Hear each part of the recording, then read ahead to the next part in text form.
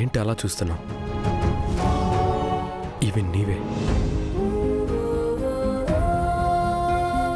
నీ మీదున్న ప్రేమతో, నువ్వు నన్నే ప్రేమిస్తున్నావన్న గుడ్డి నమ్మకంతో నీ ఖర్చీఫ్ దగ్గర నుంచి నువ్వు పడేసిన టిష్యూ పేపర్ వరకు నీకు తెలియకుండా దాచుకున్నాను.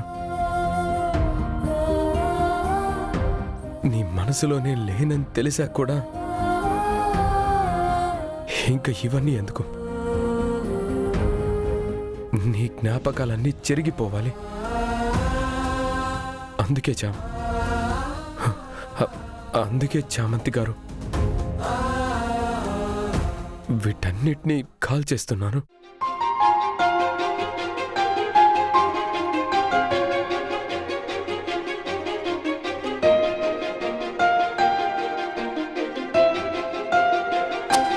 అరిచేరని దూరం మన కలయిక తీరం, ముని మోపుల చందం మన ఇరువురి పయనం.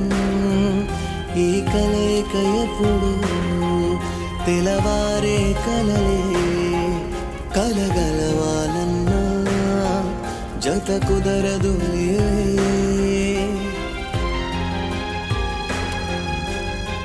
ఇవి కాలిపోతున్నట్టే నాలో ఉన్న ప్రేమ కూడా కాలి బూడిదైపోవాలనుకుంటున్నాను.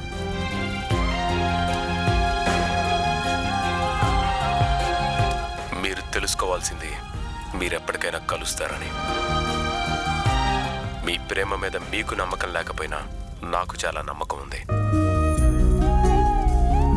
మీకిష్టం లేకపోతే మీ జ్ఞాపకాల్ని నాకివ్వచ్చుగా ప్రేమ్. ఎందుకు కాల్చి బూడిద చేస్తున్నావు?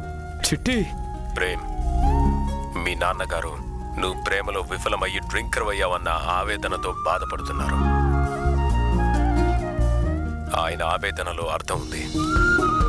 నేను నువ్వు మునపటి ప్రేమలా ఉండాలనే కోరుకుంటున్నాను. అలాగే ఉండు. మీ ప్రేమ మళ్ళీ చిగురించినప్పుడే చిగురిస్తుంది. ఆ నమ్మకాన్నైతే నేను కోల్పోను. ఇన్ని చెప్పావు,